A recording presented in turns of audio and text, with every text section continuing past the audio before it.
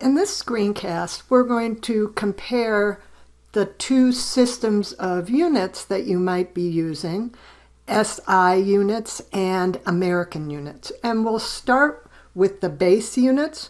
So for length, the SI unit is the meter.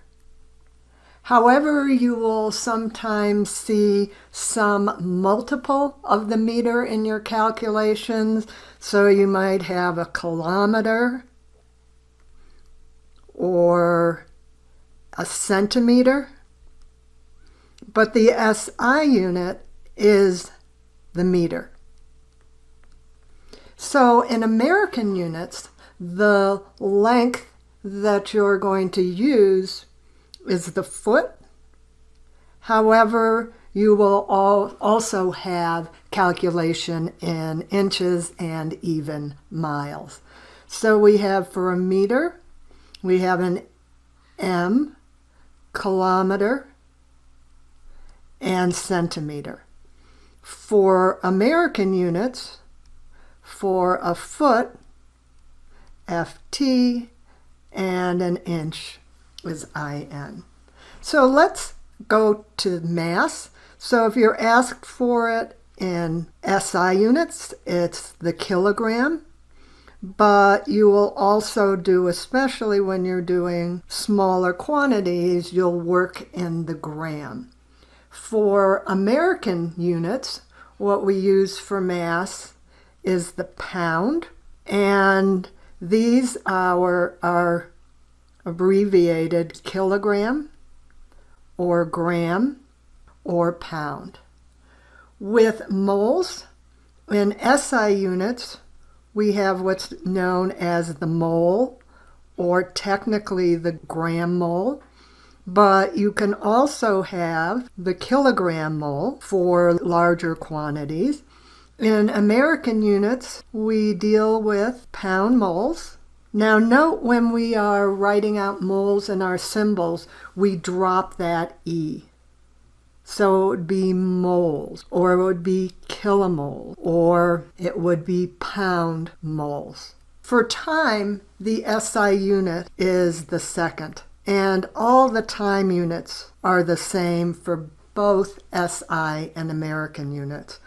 But you can also see things in minutes as well as hours, and occasionally, for long periods of time, you can see a day or a month or a year.